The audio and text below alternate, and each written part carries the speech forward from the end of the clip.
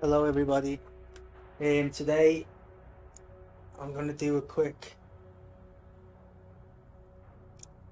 audio check. I'm going to say three phrases and have a Google, have a little look what they mean. Okay. Dry clean. That's dry clean. Imminent. That's imminent.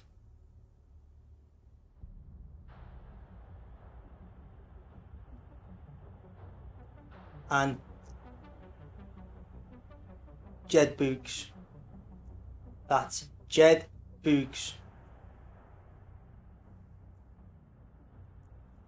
Okay, so today we're going to be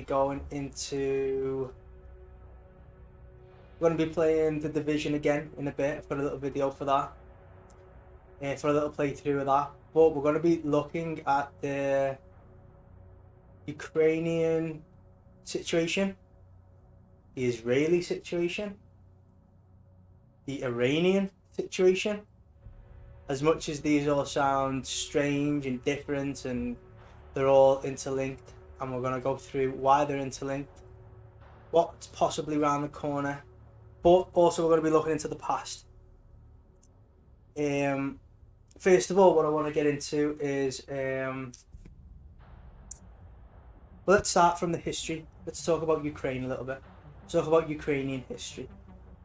So there's a lot of what would you call it? Symbolism, historical significance surrounding Ukraine, specifically places like Odessa. So Odessa would once be called Pearl of the Black Sea.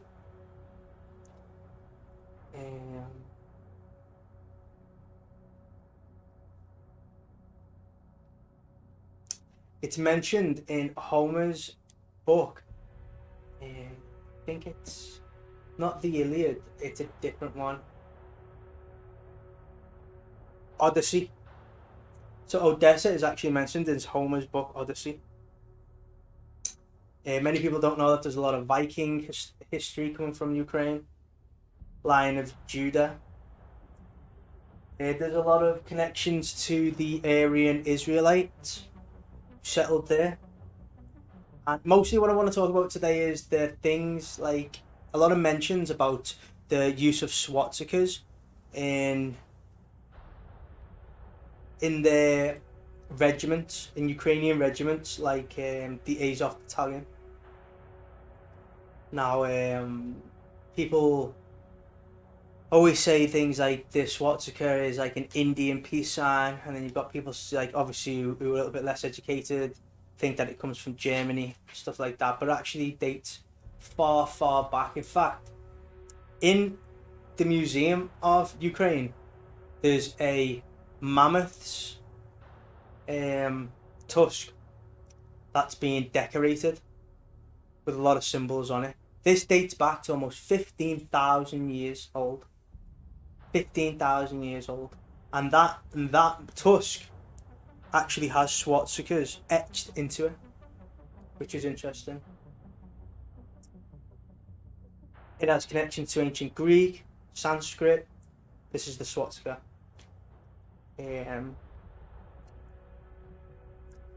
John D. Bennett described Ukraine as location for the Hyperborean, heading south from the far north, which kind of makes sense because if you look at where Ukraine is, supposedly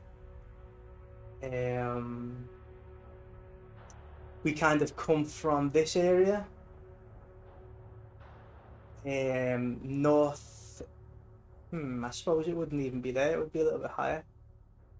Caucasus Mountains, I'm not too sure where they are off the top of my head. But we know that lots of civilizations, especially the Aryan nobility, settled around this region, cradle of humanity. We didn't migrate from Africa. If anything, we migrated into Africa. North Africa, along the Mediterranean. This is where remnants of the Cro-Magnon types can be found. But let's just stick with Ukraine for the time being. Let's go on to some other subjects. So why would Ukraine be such a significant location for a lot of the turmoil that's currently going on today? Not just the geopolitical modern day situation with Russia and things like that. Let's go back into World War II. So first we've got a Ukraine, the Soviet War. So 1917-21.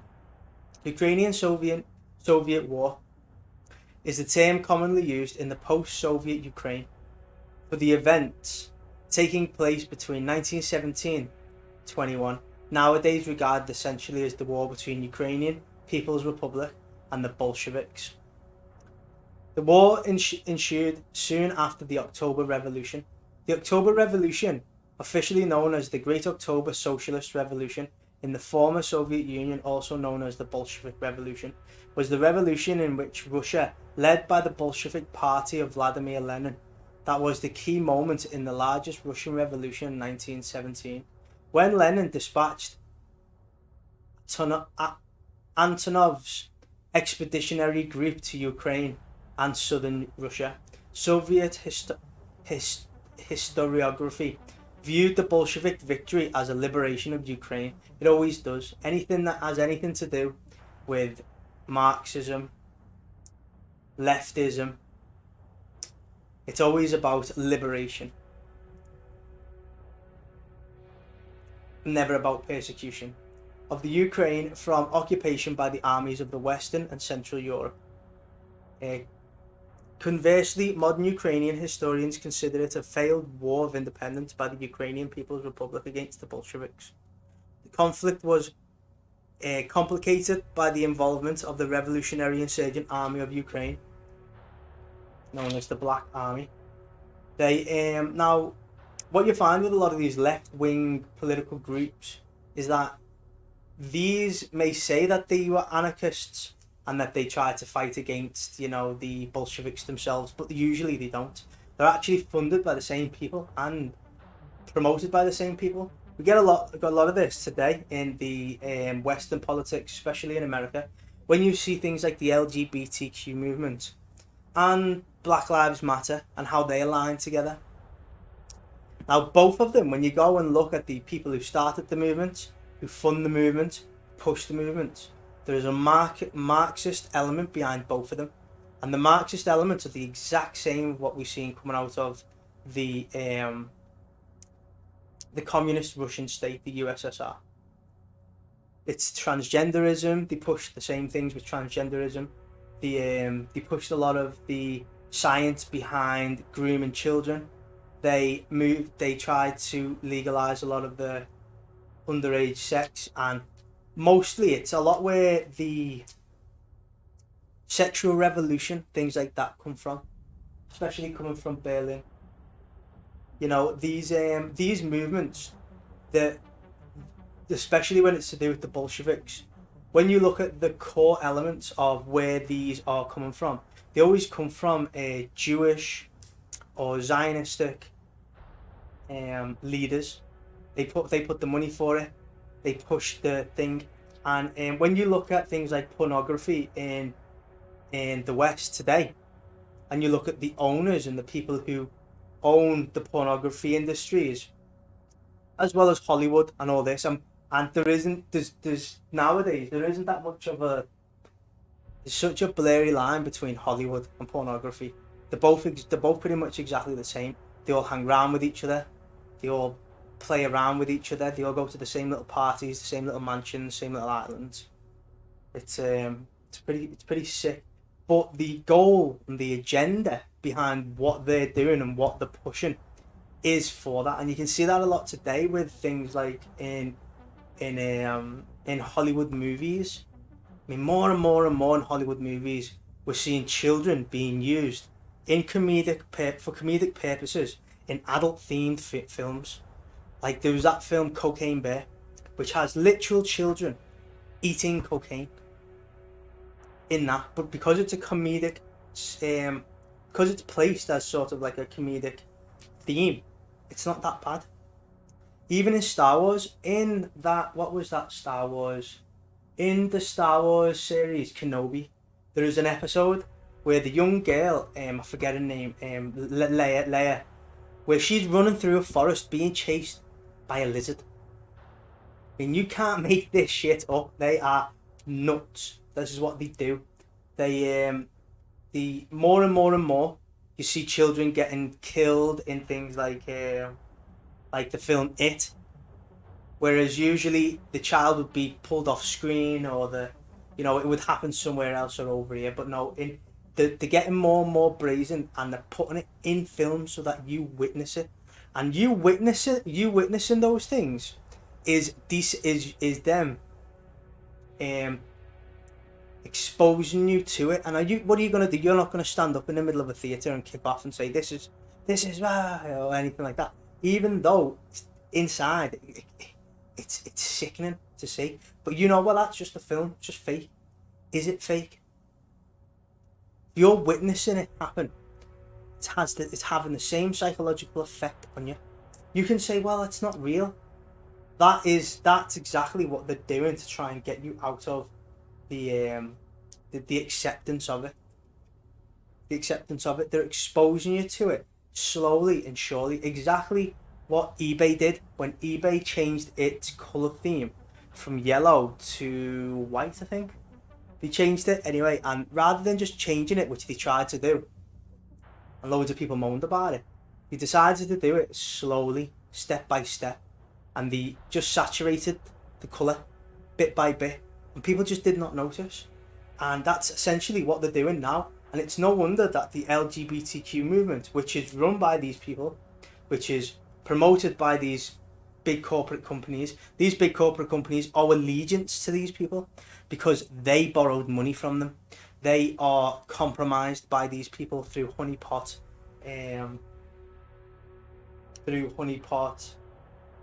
scams and schemes that they've caught them out on. And they have and especially with the ESG scores and stuff like that, they don't have a choice. So this is basically, all this has been done before. Everything that we're seeing today in modern politics has been done before. So let's move on. So this is just the Ukrainian history with Russia and the Soviet Union and stuff like that. So you had the eastern side of the bloc, which was more or less the Bolsheviks, and then you had the western side of the bloc, which were kind of these where is it? Ukrainian People's Republic, who were more westernized, and that is essentially, I would say that that's where the Nazis are coming from. But I would say that the Nazis in Ukraine, I wouldn't be surprised if it's some sort of psyop. I don't know. I don't understand why they would be using that. Using swastikas, considering that Zelensky and these people are pretty much all in bed with the Jewish agenda that I'm currently about to show you. So Ukraine picks Rothchild as advisors, hopes for debt swap. Now this is dated back in 2017 in September. London, September 7th, Reuters. Ukraine, which is expected by investors to soon embark on extending its debt maturities, has appointed Rothschild as an advisor to its financial ministry, according to the sources familiar with the situation. So, prior to all this kicking off, even though this was a few years ago, they bring in a Rothschild, and then they bring in Goldman Sachs and JP Morgan to lead the bond issues. 2015 debt restructuring. So after 2014, after the military coup, after they got out the people they didn't want and they got in the person that they did want, Zelensky, then they start bringing in all the financial people. Let's get the financial situation in order before the war that we have planned kicks off. It's unclear what service Rothchild will perform through, one source told Reuters. The bank would help Ukraine manage medium-term debt liabilities. You can see how these people enter into the countries and fund both sides of wars. And it's always the same characters.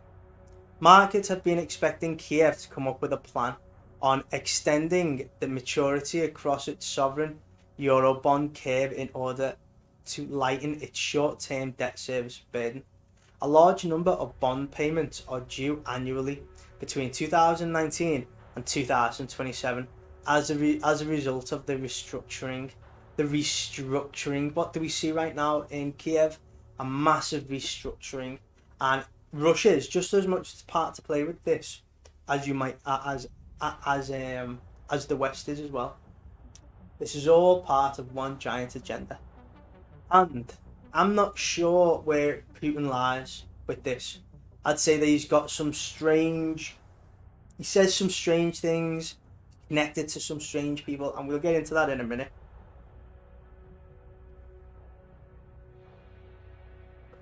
As part of the IMF program, Kiev is expected to regularly tap international financial market through selling hard currency denominated bonds. In its staff report published in April, the IMF projected Ukraine to sell 1 billion of euro bonds this year. Of course they're going to sell them.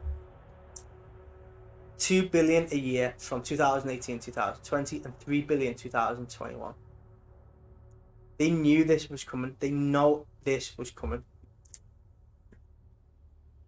Right, and the next thing was Nazi symbols in Ukraine front lines highlights thorny issues of history. I'm confused as whether maybe this might be Ukrainian soldiers trying to say, hey, you know what? We ain't about this plan. We know what the plan is with Ukraine. Even though we're fighting in this war for Zelensky against Russia, we're not on either side, and this is what we're about. A little bit. See, I sort of felt this when the nurses in the NHS were doing those silly TikTok dances. A lot of people gave the nurses a lot of stick, which is right because people were locked down and there was supposed to be a giant medical emergency, supposedly.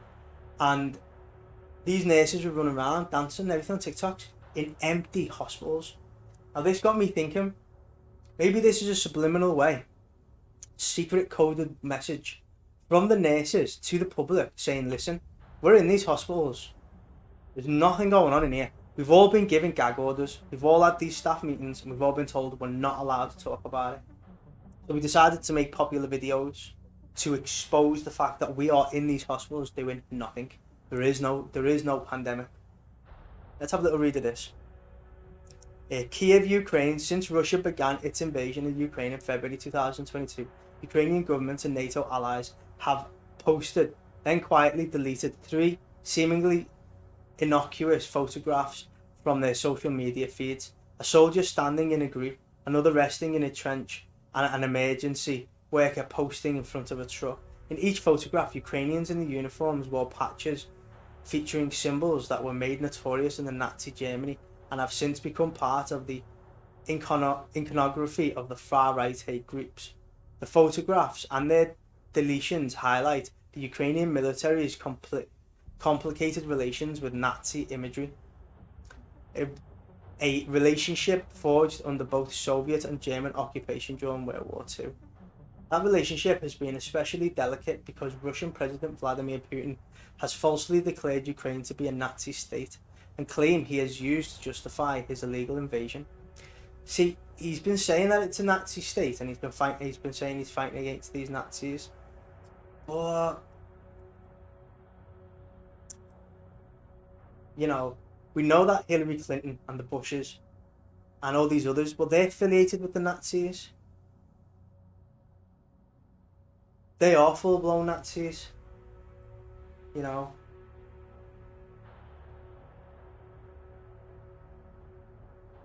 Ukraine must be denazified. See, this worries me about Putin. Obviously, these are Nazis. I'm not saying that they're not. but there have been Nazis there for plenty of time. Maybe the 2014, maybe the people that they've killed, that they were killing in thingy, where took it a step too far. But there's another theory that some people are starting to make sense of, but another theory that might make more sense. So let's have a look at, I think it was, so we'll get rid of that one, we've done that one. Ukraine pitch Rothchild, we've done that one. The Yahoo News one, just read through a bit of that. So we know about this, might come back to this in a sec. Let's have a look, so is it this one? Is this one? There we go. Western mainstream media. The Russians blew up their own Nord Stream pipeline, blah blah blah. So we know this. So yeah, so that's what I was going to go into. The Nord Stream pipeline and the Nova Kakhovka dam destroyed in let me click on this picture here. So where's the dam? I think the dam is here. There it is there. So I'm pretty sure this is like a major power supply into these areas. And that when they do this, it's going to be massive. I reckon there's going to be massive blackouts along this area, making it so much more efficient for military operations to be held in this region, and possibly give them a massive opportunity to basically stop any form of tanks or Russian military to make it to Crimea through this direction here. Because there's going to be bridges along this point here, but if those bridges are closed, shut down, or even blown up, especially with there being no power, covert operations like that are going to be so much more effective. It's complicated. So we're going to get into, I'm not going to go into the dam too much, everyone's heard about that, but I want to try and get into more about why. What is this about? What do you think this possibly might be about? So I'm going to start with this.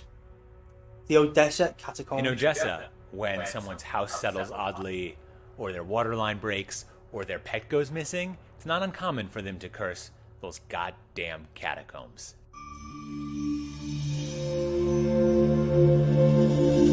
Underneath Odessa is the largest catacomb system in the world, with over 1,000 miles of unexplored tunnels and a total length of 2,500 kilometers. That is more than the distance from Odessa to Paris. From the end of the 1700s on, people have been mining and quarrying limestone out of these catacombs, both legitimately and illegitimately. The catacombs also became the preferred hideout of eccentrics, smugglers, criminals of any kind. And during the wars, especially World War II, huge groups of soldiers lived in these catacombs for over a year. In the 1960s, they became home to catacomb explorers. Every year, the founding catacombs exploration group called POISC, or the Search, performs a huge mapping expedition. They take 40 people below ground, they cook dinner down there, they spend 4 days underneath the surface of Odessa, and they map an unexplored part of the catacombs. But it's slow work, it's 10, 20, 30 kilometers at a time, which at 30 kilometers a year, they should be finished in about 30 years. The catacombs, of course, for these explorers are dangerous places. In 2005, a group of Ukrainian teenagers went into the catacombs to celebrate New Year's. They were hanging out, they were drinking, and a young girl named Masha wandered off, and they couldn't find her. In fact, the catacombs are so large, they didn't retrieve her body for 2 years. The catacombs are a problem for Odessa. People are channeling their sewage directly into the catacombs, which makes exploring them potentially extremely gross. That sewage weakens the limestone and can cause the tunnels to cave in. Left to their own devices, they're all going to slowly dissolve, taking down the city of Odessa with them. Click here to subscribe, or click here to watch our other videos. The dungeon. So you might be thinking, well, what do catacombs in Odessa have to do with any of all this? Odessa is a major part of Ukraine. Now the catacombs of Odessa are old. No one knows where they came from. No one knows who built them. No one knows why there are so many, why they were built so deep, so far, and they've never been completely fully restored. But what we can do is we can say, well, okay, where have other locations like this been found? Other locations like this have been found in France, catacombs of France. They've also been found in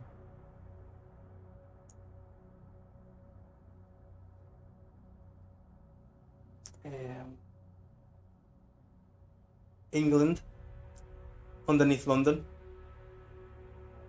These catacombs have been located in many, many strange places. But You've got a small torch, Sean. no, You haven't got a small torch. no.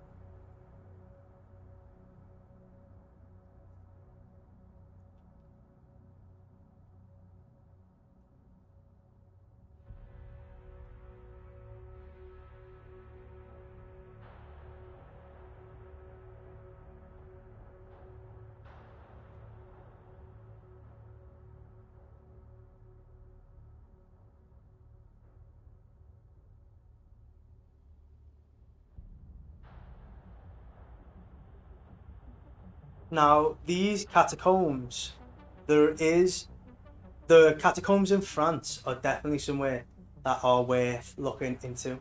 So let me just click over to the catacombs of Paris. The catacombs of Paris are underground. Azori's. An Azori is a chest box. Building well.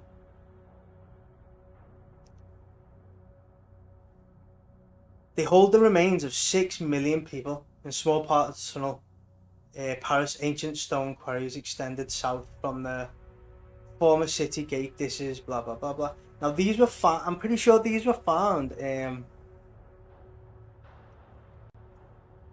So they say that this was a way to created as a part to effort to eliminate the city's overflowing cemeteries. That's not what I heard. I heard a long time ago that these were all predominantly under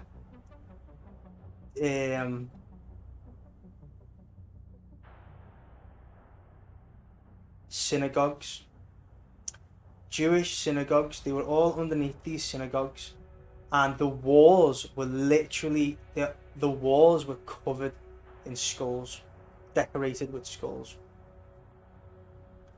I'm sure there was more. Now I'm pretty sure these. I think they were known, but I think they came to light.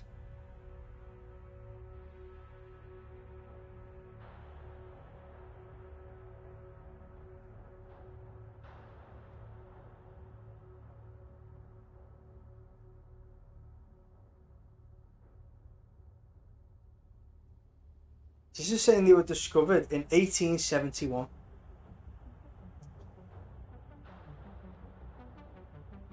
Here we go. This might have been during World War II. Parisian members of the French resistance used the tunnel system. Headquarters from where Colonel led the insurrection and liberation of Paris, June 44. The parish established an underground bunker below a high school in 620. Fully equipped movie theatre in an area of the catacombs underneath it. It was equipped with a giant cinema screen. That's a bit strange. But these catacombs have been found all over the world. And whether they're linked towards the synagogues or the Jews or whatever sort of satanic rituals that they ever got up to, one thing can be certain, that these catacombs are huge under Odessa, under Ukraine. And this might play into what I'm about to tell you next. So, what we have is this video. I'm going to play this video for you. I'm going to read for you as well, because in fact what I'll do is turn the audio off and I'll play it. And I'll play it at slow speed so I can actually read, because it speaks pretty quick. The Israelis have turned to the east. They now want Russia and China, because America has forsaken them. America told them, in short, your Zionist project is a failure, and you are bound to come to an end, if not this year, then the next. The Americans understand that they are supporting a failed project, so the Israelis are looking for an alternative, which can be Russia or China. So they would not destroy their relations with Russia or China over a handful of Jews. As far as they are concerned, those Ukrainian Jews could go to hell. Even the Jews themselves include Lieberman and Netanyahu.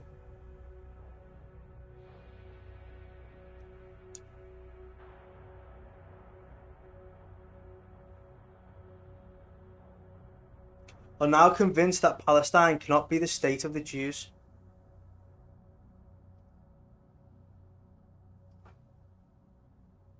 So they started saying the Holy Jerusalem is in Ukraine and not in Palestine.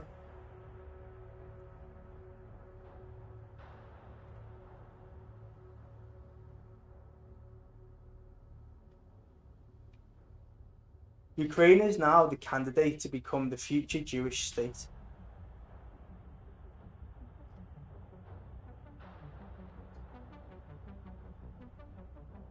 Perhaps one of the reasons they instigated this war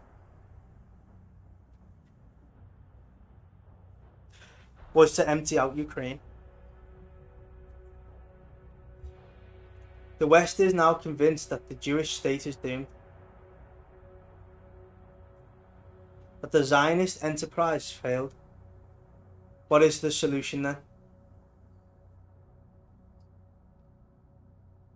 That Israel will be adopted by Russia and China instead of by the West.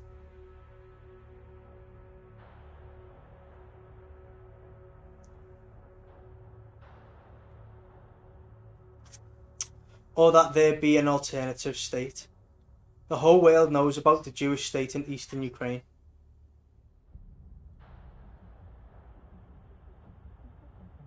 So we're probably going to see another Eastern Bloc. I remembered that there was 43,000 Jews there, but now they say 200,000.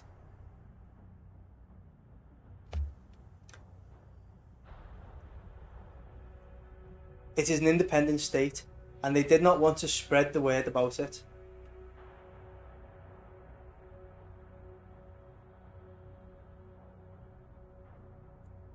So they would not be told to go there rather than come to Palestine.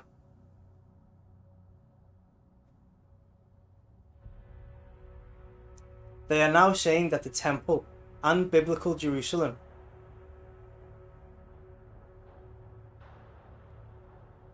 is located in Ukraine and not in Palestine. If this does not work tomorrow, they might say that they are in the Netherlands. Okay. It's pretty crazy.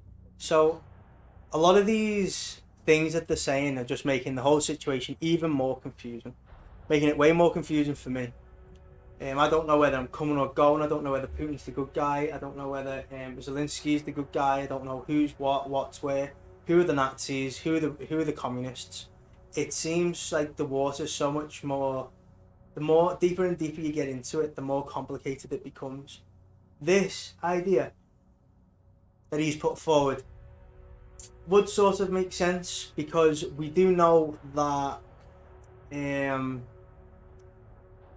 I would just say Russia and Israel have been pretty close. But then there's a lot of stories about Russia threatening Israel over Iran.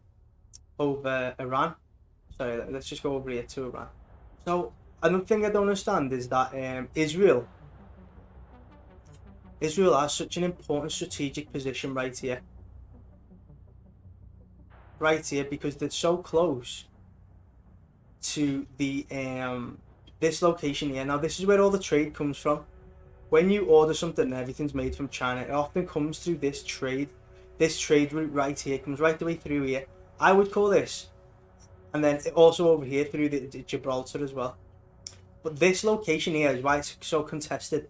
Is because of this. This is where the boats have to go through with your goods to get to the UK, Europe, all these places.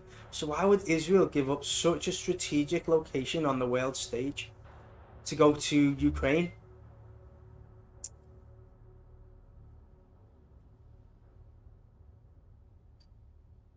You know, let's have a little look through here. Maybe is there going to be a new... I know they've been talking about setting up a new boat route across the north here, but what strategic position would what would they have from Ukraine? The only explanation I can have is the catacombs. Catacombs would be such a strategic, military, useful thing. Maybe they're just sick and tired of getting bombarded from the Middle East, but in order for Israel to do that, they would have to align themselves militarily with Russia, and Russia's with the BRICS, which is a lot of these countries as well, and the Iranian Prime Minister. They've actually been inviting them to their meetings. They've been having communications with them, and we know that there was that list that was released by the CIA, or not released, but that was mentioned, that was part of the CIA, about several wars in the Middle East, and those wars included Syria, Iraq, Afghanistan, all these locations. Now supposedly Iran is going to be the ground zero for the World War III, and we've got communications right now saying that Netanyahu and Israel are planning to attack Iran, but Russia and China have actually been backing Iran. So Israel has been saying that essentially we want to basically bomb Iran because we think that they're going to be building nuclear weapons, which has actually just come out like very, very, very recently, that Iran is going to be building 3 nuclear missiles. Now we've heard this before. How do we know? Where's that source of information come from? Is it reliable, or is it another lie coming out of Israel into America to justify another Middle Eastern war in Iran? To finally take out I forget his name, the guy who runs Iran. And we know that America's had its eyes on Iran for a long, long, long time. But we know that Israel's having some issues with airspace in Syria, because Russia controls Syrian airspace, and I'm guessing that they need Syrian airspace in order to carry out these bombs. I don't know who or what or what's going on with Iraq, but maybe this is why America is in talks now about going back into the Middle East and going back into Iraq, because if they control the airspace in Iraq, then that would give Israel a free flyover straight to Iran, start bombing them. But we know that Iran also has Hezbollah, who are currently bombarding Israel with missiles, so they're all just pretty much fighting each other. But the last thing I wanted to talk about was, well, I think that's everything. I think that's pretty much everything. If I probably made everything more confusing than it already was. But it's difficult to understand where the big players stand in this situation, or whether it is all just a big scam from Israel to get Russia and America, the West, to basically destroy Ukraine to a point where everybody in Ukraine has to leave. And then, when everyone's left, when Ukraine is empty, then Israel and the Jews can go and settle in Ukraine. But what that means on a global stage, why they would want to do that,